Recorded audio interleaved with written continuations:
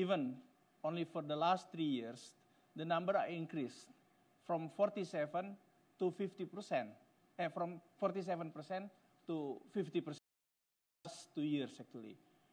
How can we maximize the use of digital, particularly promoting the digital economy to close the gap, at least not, or halting, not to widening the gap itself, So what we have to do is to unlock some variables that affecting the growing of the gap itself, which is there are some enablers. There are 3 types of enablers that we can unlock by doing what? Number 1 is providing, we call it access to the market, to the people, to a lot of putris, a lot of putris in Indonesia. And also access to the financial services, access to the basic infrastructures, water, sanitation, etc. Second is also to provide an access to the people to the high quality training. This is in relations into the people or human capital development. Provide an access for job availability. And the third block is to provide an access into the insurance, healthcare products, knowledge of financial planning, etc. So by having these 3 blocks, then Indonesia start to study how can we provide the people with an adequate access.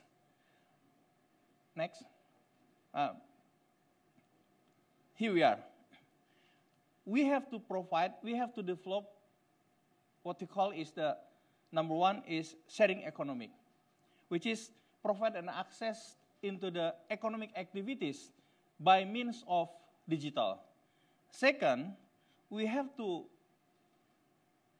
be able to retain, enhance, and create employment, again, by means of digital. Later on, I would like to share with you an examples in Indonesia, how I'm going to provide an access to those variables. And then the third one is provide the people, the unbanked people, with the financial and banking services. In particular, actually, this is part of our objective. How can we increase the financial inclusion in this country? Indonesia, we have an objective by 2019 that we will reach 75% of financial inclusions. Right now, probably it's around 50%. Next. Here we are. This is some examples. How can we provide an access, the economic sharing here? We have Gojek. I think most of Indonesians are very familiar with the Gojek. Gojek used to be the ride-hailing applications in the country, but right now it's not more the ride-hailing applications. They are lifestyle applications.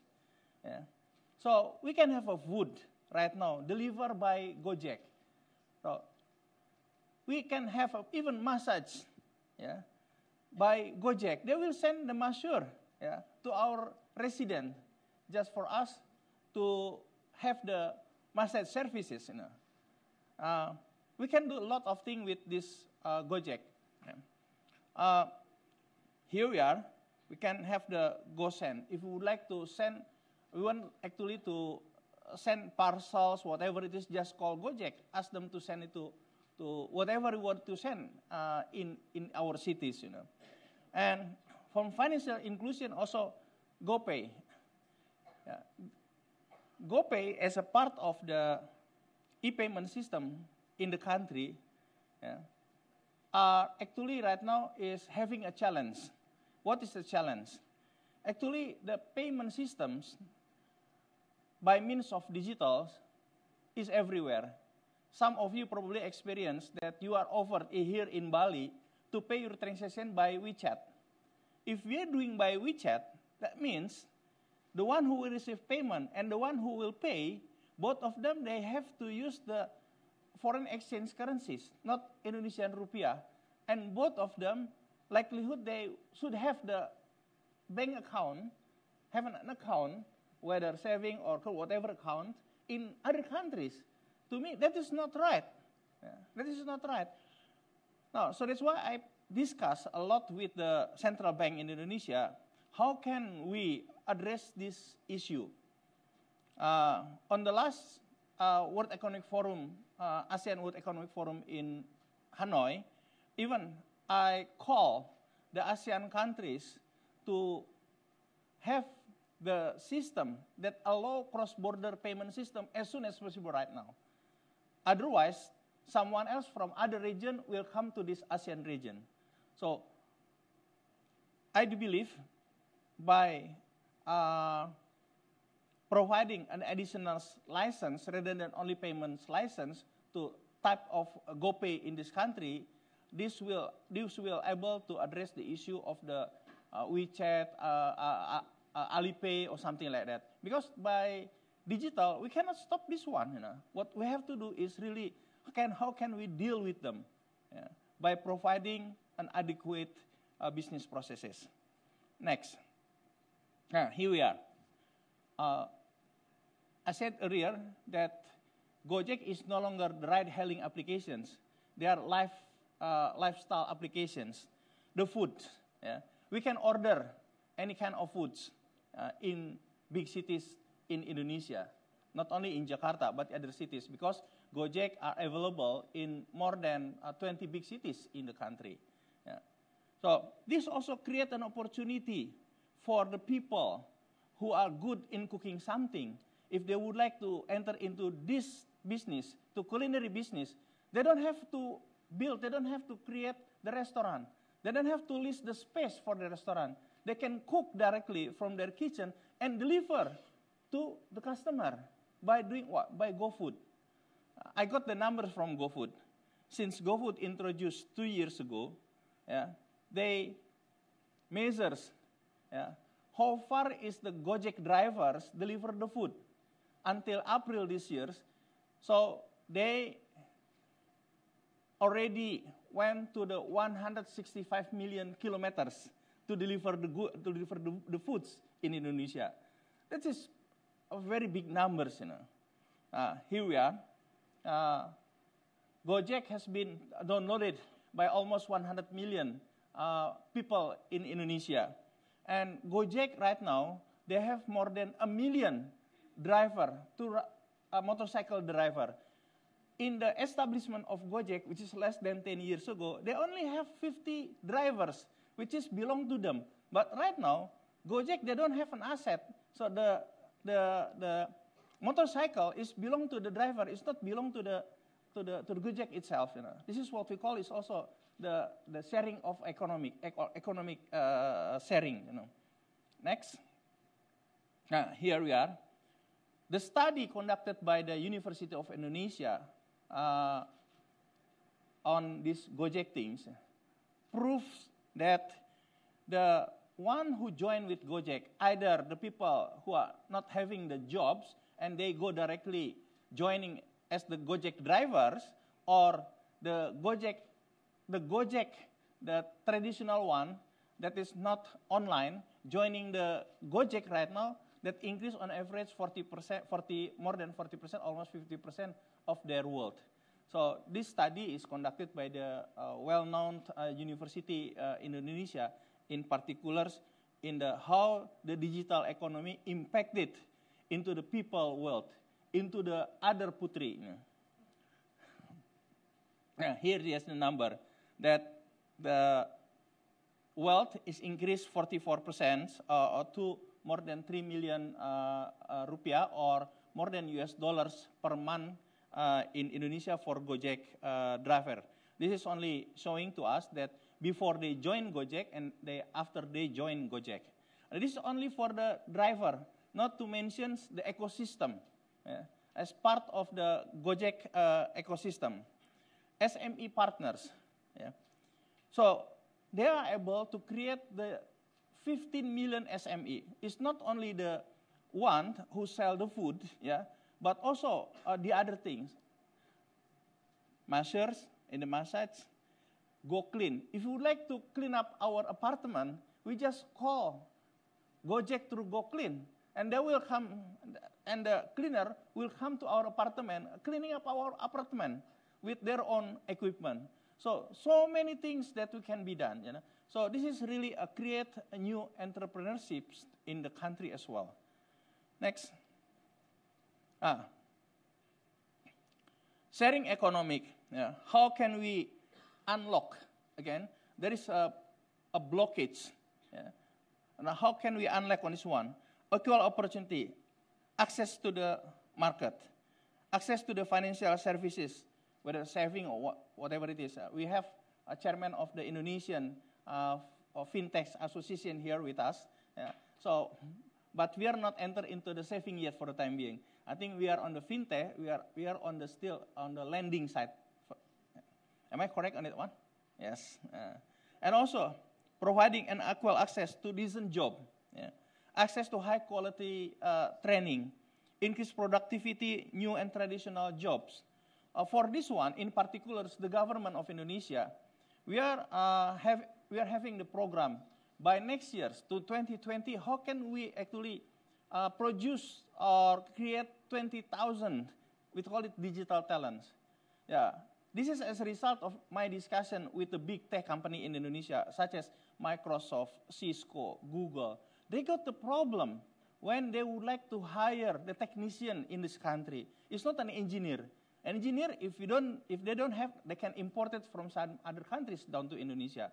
But technician, if they import it from other countries down to Indonesia, yeah, it's going to be expensive for them. This is number one.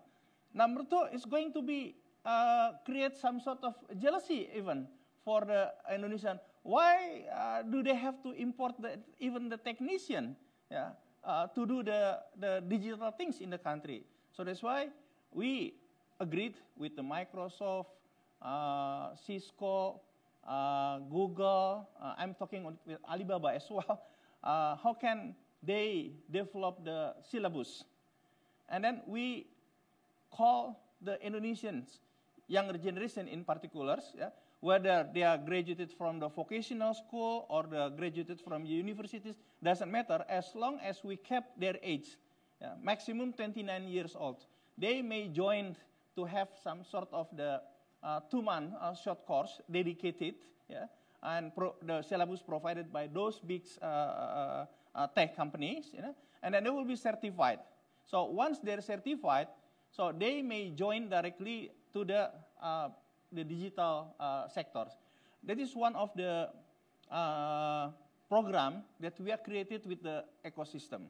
This is again to address the unequal access to the decent job. You know? And then inability to cope with the shock is why don't we can provide an access into the increased quality of social assistance programs and access to the insurance.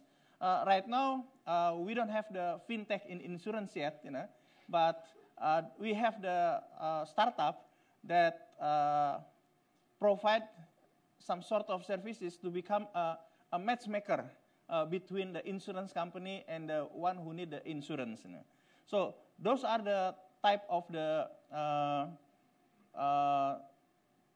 effort in the country. The objective again to unlock the 3 block of would consider as a blockage or the door that still locked for the people. I think by this I would like to hand it over back to Sean.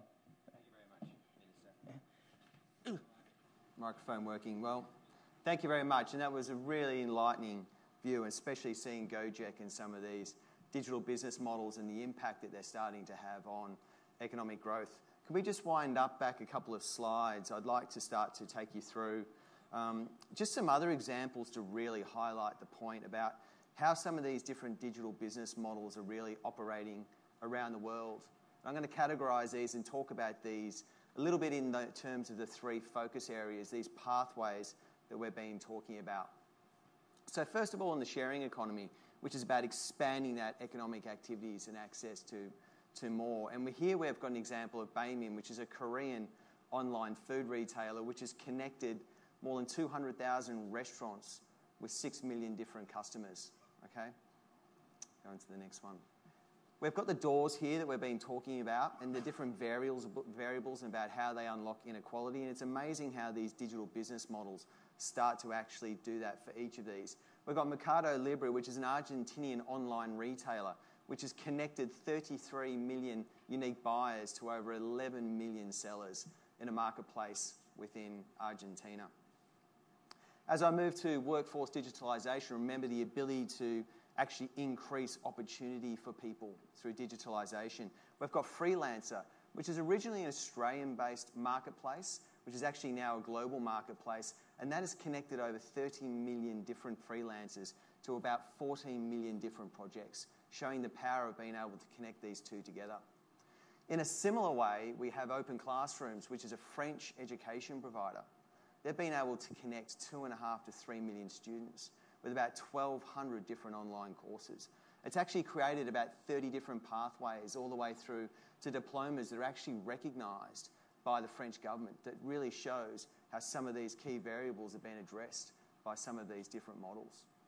Finally, we're talking about financial inclusion. Remember the ability to provide financial services to the underserved and to the unbanked. You've got Confio, which is a Mexican online lender which has been able to serve the unbanked through providing credit and loans up to about $50,000 to many, many different families in Mexico. Okay? And further south, in Brazil, you have Nubank, which is an online bank, which has been able to provide current and savings accounts and credit cards to over 1.5 million different customers, which really shows you the ability to provide financial savings and to start to address the unequal opportunities.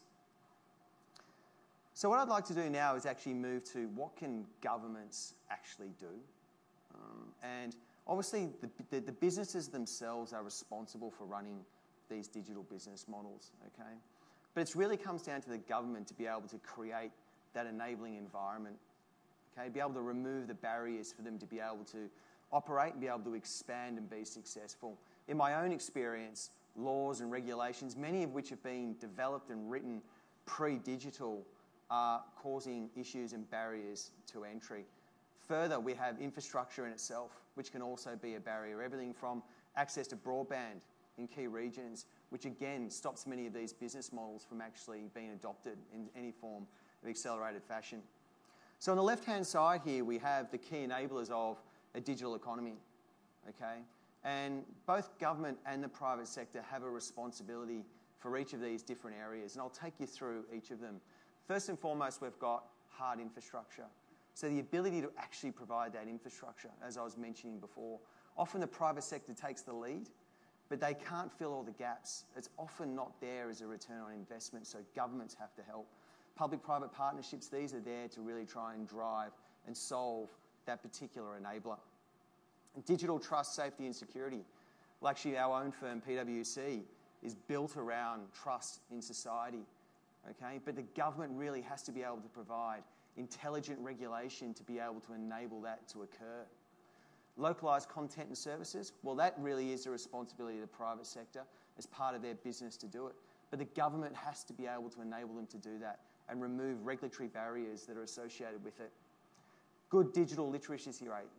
This really is a key part of the government's responsibility to promote this. But the private sector can help in doing some of these as well. And finally, mainstreaming digitalisation for business and government. And this is both their responsibilities to really drive that adoption. So I'd actually like to invite the Minister up again, who can take us through what the Indonesian government is doing to address each of these areas. Thank you, Minister. Sean. The role of the government is very important as one of the ecosystem in developing the digital economy. Number one, what we have to do is we have to change our mindset as the government. So, in the past, the role of my ministry only act as the regulators, always trying to regulate here and there everything. But nowadays, I myself spend less than 50% of my time to deal with the regulations affairs or regulatory frameworks, So I spend more time into the role of facilitator. How can we, the government, facilitate the ecosystem. Even further, how can we accelerate the digital economy in the country? I'll give you some example. On the regulation, we have to do relaxation for any regulations. We change the regulations, a regulatory framework. Previously, we have 36 types of licenses in my ministry. Nowadays, we simplify into 5 types of licenses. If an applicant for license submitted their applications, the completed applications to obtain the license in principle, before noontime, it is guaranteed they will get an approval at the same day before 6 p.m. If you submit it after noontime, and you will get it on the following days in the early morning. So keep simplify, and simplify of any regulation. Yeah. So we even encourage the ecosystem. To me, the best regulation is less regulation. I'm pushing even the regulations to the sector. Why? The dynamic of digital change rapidly. Sometimes if we do regulations, we sign the regulation, the ink is not dried yet, the dynamics change already. Why then we have to regulate this one? And push it into the SRO, self-regulatory organization, to the sector himself. So that is on the regulation. Second, on the how the government, my ministry, facilitate this one, by adopting early adopting of the 4G. When I joined with the government, I never been in the government before. I only joined the government by end of 2014.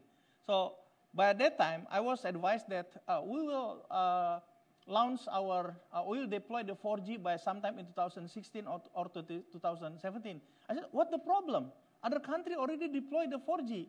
And then after we discussed with the operator, good things that we are able to move it forward by end to 2015, you know.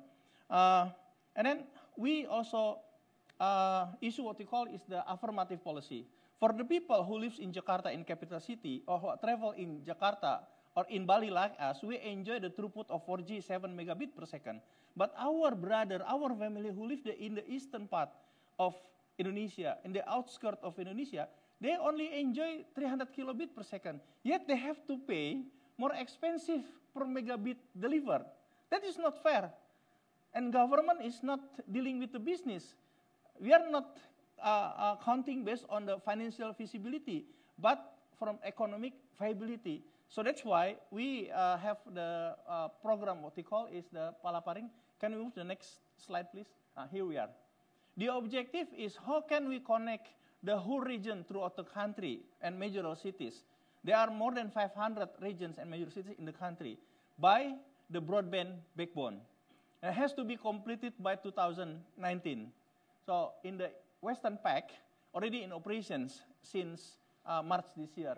Central Pack, construction is 99%. Even right now we are entering into the testing phase. The Eastern Pack, which is the most challenging one, construction should be completed by December this year. So by 2019, we'll enter into the testing phase, and then will be fully commercial in the first half of 2019. This is the affirmative policy. So we provide this one, and we provide some sort of subsidy to the operators.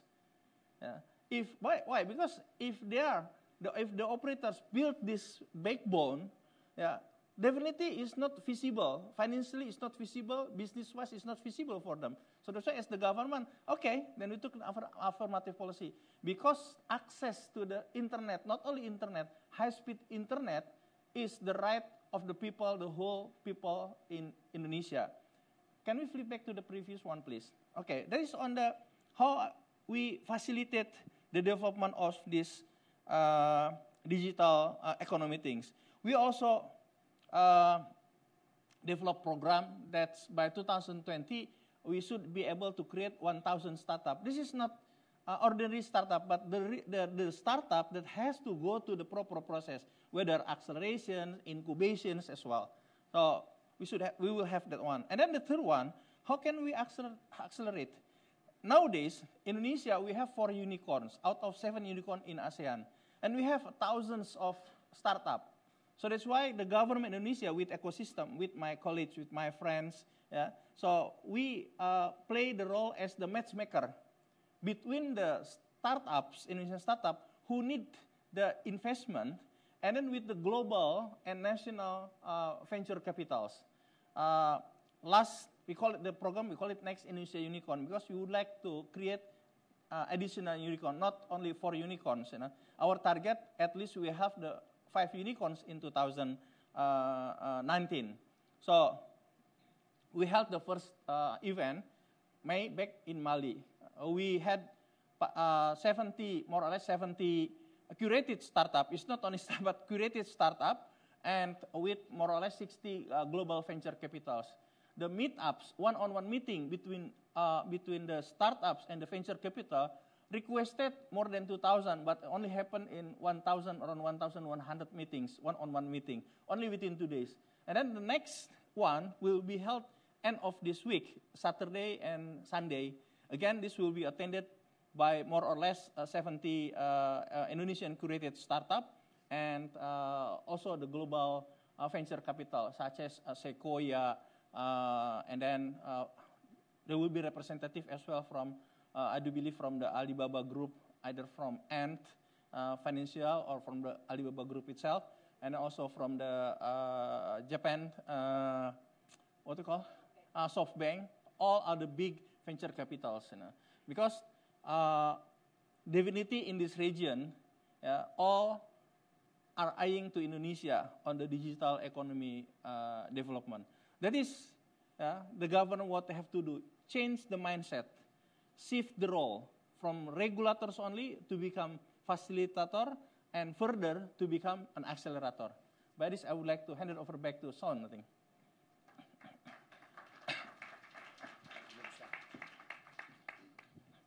Thank you very much, Minister. So I'd now like to turn your attention to the Idea Hub and to give you a sense of what it actually really is and why it's so important and why we're so excited about it. And we think about these incredible digital business models. We've spoken about the enablers and what the governments can do.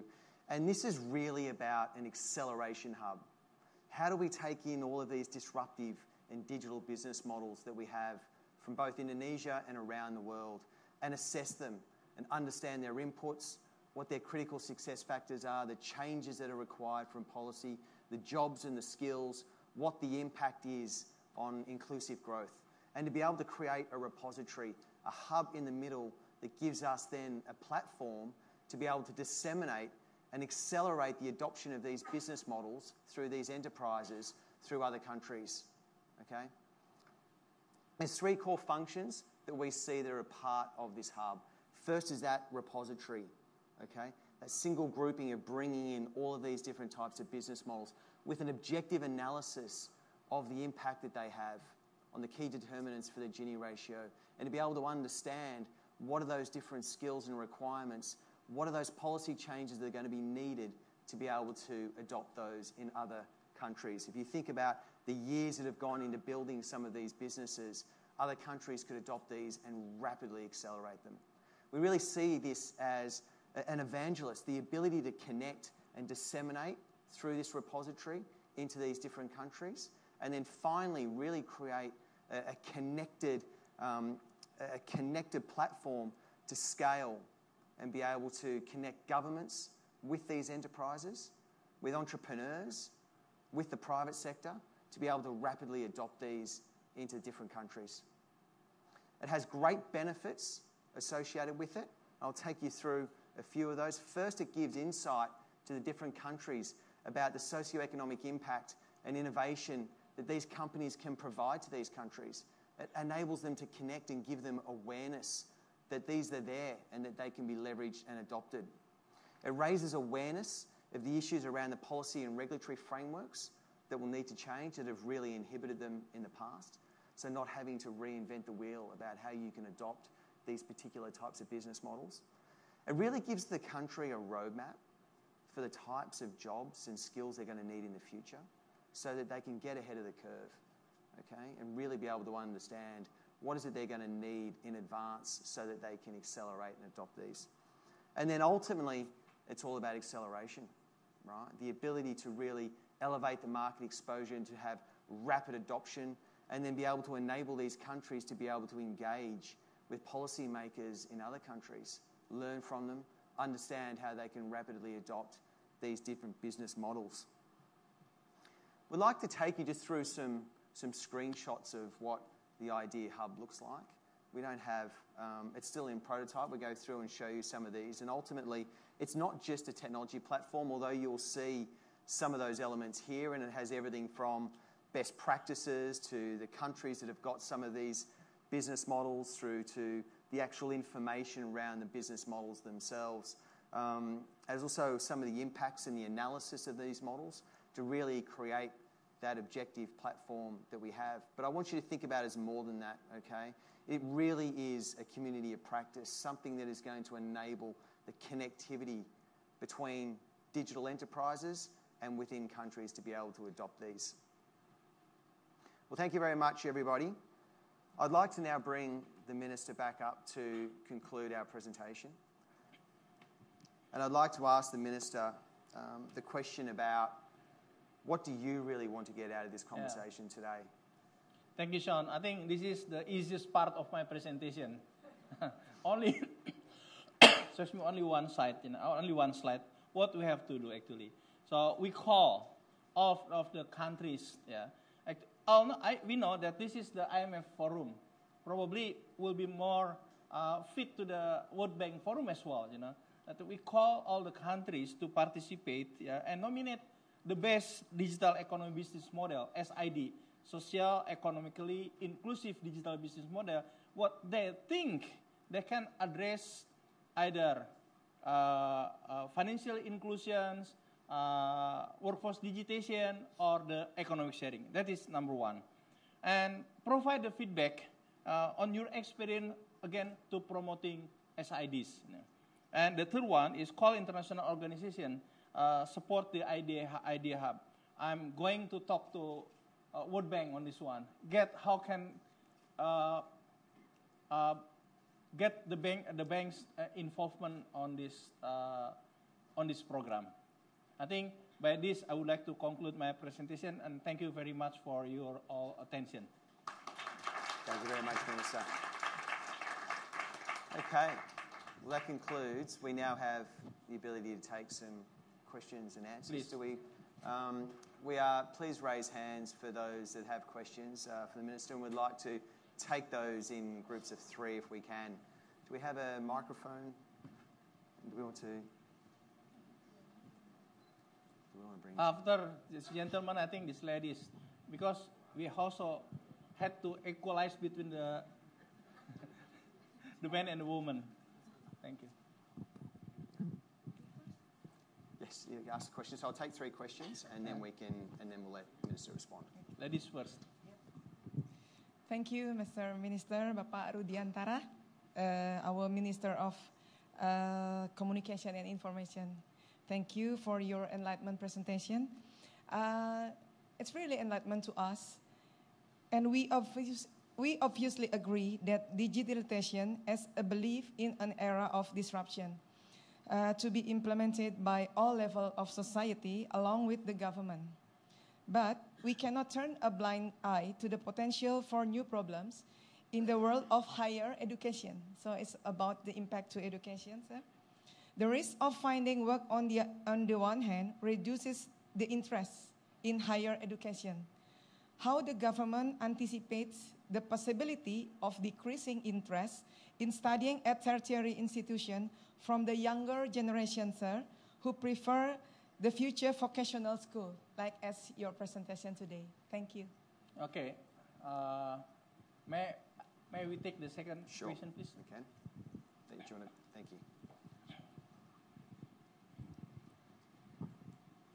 Good morning. My name is Ibrahim. I'm an economist at Samudra, Indonesia. My question is, thank you very much for your great presentation, Pak Menteri. My comment is about your statement on the importance on regulation in one hand, and on the other hand, we are talking about digital divide. So you are talking about how the eastern part of our citizens are still enjoying the internet in slower pace but at the same time, they pay very excessive amount of money in comparison to us in the western part of the country. But on the other hand, you also mentioned that this sector doesn't need enough regulation, so we have to make some kind of flexibilities in the sector and to return to the sector itself to regulate themselves. So to me, it's kind of a little bit contradictory. How can regulation be supportive towards bridging digital divide? As we know, probably in eastern part of the country, there's still lack of investment, and one operator is only taking part of the industry, so that they need to share the infrastructure to others. So how can you accentuate this? On the one hand, you are talking about flexibility. On the other hand, we are still facing about digital divide, especially in the eastern part. Those regulation is still needed to, for them to, for instance, to share their network to others. Thank you. Okay, thank you. I would like to address the second question first. That's why the government has to come up with an affirmative policy. If everything calculated based on the business, it won't happen. Yeah? So let the business do their own business in the big cities, in the area where they consider there is a feasibility, whether financial feasibility or business feasibility. Infrastructure is the responsibility of the government. Infrastructure is responsibility of the country, not the businessman, not the businesswoman. Yeah? So I used to be a private sector. We are focusing only on the business area. So, but now I'm the government. So we are focusing how can we develop the infrastructure in non-financial feasible area. We have regulation. We call it universal service obligation. I'm managing around $250 million every year to be spent on those areas, in the remote areas, in the outskirts of Indonesia, they are not covered by the adequate broadband. So that is the way the government has to do it. I have discussion as well with my colleagues, my counterpart, mostly from Africa. Because in Africa, they also need the infrastructure in place. But they don't have the affirmative policy such Indonesia has. I said, why don't we talk at the ITU level? Because by end of this month, yeah, we'll have the plenipotentiary ITU meeting in Dubai. Don't select the Secretary General that they don't have affirmative policy to the country that really badly needed the infrastructure. So affirmative policy has to be there at the country level or at the regional levels. And coming back to you on the education, I will respond to you with the extreme example. Have you heard that IBM, Apple, they don't need degree anymore right now? Yeah. So what they do need is the really skill. Yeah? And I'm happy to witness the signing ceremony, MOU, between the France and Indonesia. If we may refer to the French, School 42, then Indonesia will have the School 42. That is going to be the first in Asia. In the School 42, they don't care whether you are graduate from the elementary school, junior high school, senior high school, from university. They don't care on the age. Yeah? What they do care is whether we are past the test conducted by the School 42. To learn what? To learn code. So that's why the tagline is the Born to Code. So this is an initiative taken by the government. So we know that probably certificate or degree is no longer number one in this country as well. So the government would like to accelerate this one. In developing the 20,000 digital talent even next year, we team up with the 20 best universities in Indonesia. So we actually playing with the ecosystem. I don't want to play by myself, because I don't have this capacity. But I have money. I can focus my money. So I allocate 5 million to support this 20,000 digital talent for 2018. And some also supported from the big tech company such as Cisco, Microsoft, Google. They conduct the CSR, and I challenge them. What is the result of your CSR? Why don't you turn it into swap it into this kind of program? And they agree. And let's go together then. And I also met with last week. I met with the ministers of higher education, and then share with Excellency Minister saying that we do have program design, and the immediate response from the Minister, the Higher Education, what did he say? Count us in, and I will allocate some of my budget to support this program. That's Indonesia, I think. Well, please.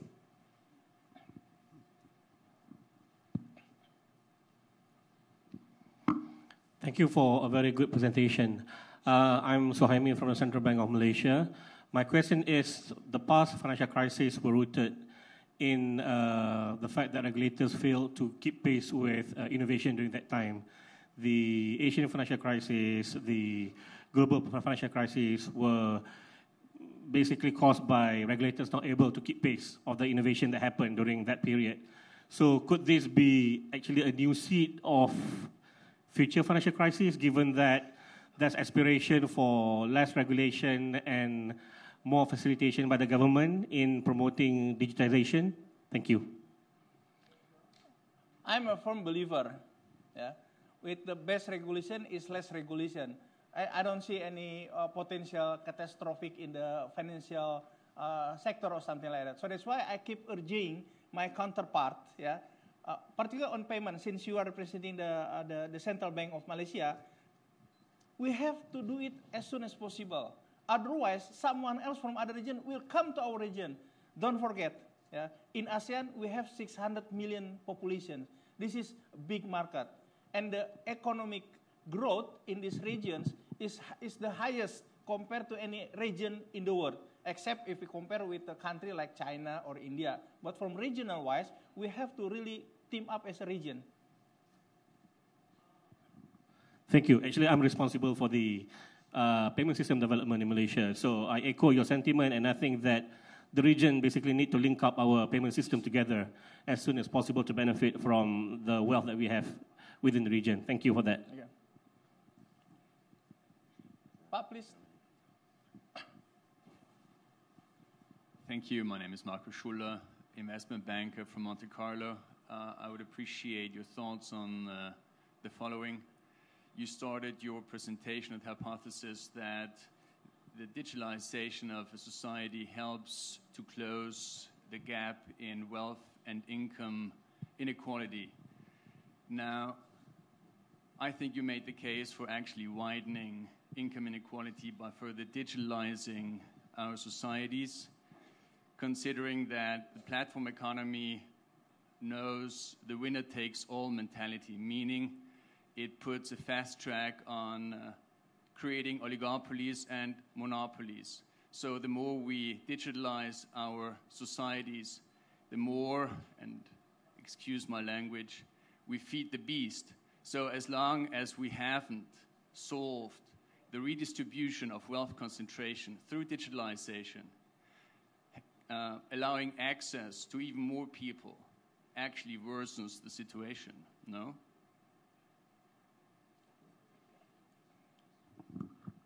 Herr Schuller, danke for your comments. If we do nothing, yes, I'm concur with you. It's as if we feed the beast, because the winner takes all. So that's why we have to be close enough, as close as possible with the ecosystem. Choices for us is do nothing, and we keep widening the gap, or we do something. And to my principal, and even with my boss, saying that let's the flower groom, and then we regulate later. But if we don't see the flower groom, then what are you going to regulate? So I must apologize for this probably this simplicity, But to us, let everything grow first, and then we, if necessary, and we regulate later. So that's why we have to be as close as possible with the ecosystem. No more question? Oh.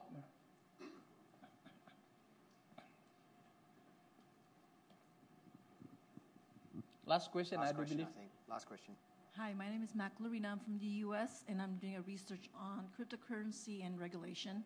So my question to you is, I know you didn't mention about cryptocurrency, but you mentioned about e-payment. by the way, thank you for your presentation. And impressed about your stating that you're doing 50% less of regulation, more into development.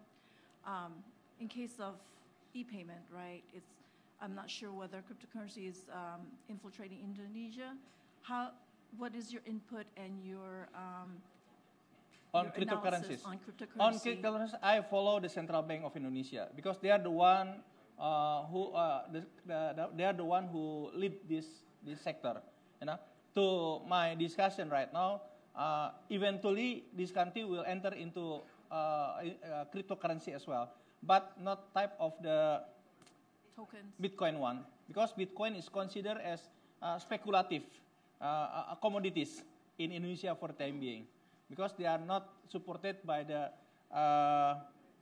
not transaksi, a fundamental transaction right now in Indonesia. But I'm a firm believer, after I discuss with my counterpart from any other part of the world, cryptocurrencies is a matter of time in the country as well. Is that infiltrating right now in Indonesia? Excuse me? Is it infiltrating in Indonesia right now, the cryptocurrency regarding tokens and Not Bitcoin? now. Not now. Okay. Not now. Thank you so much. And we do also by the blockchain. Very good. Well, Okay? No more questions? no more questions. Thank you very much for all of you. Thank you very much. Thank you very much. Thank you. John, thank you very much. Thank you very much. Wow, thank you. Are you promoting the cryptocurrency? Yes, I am.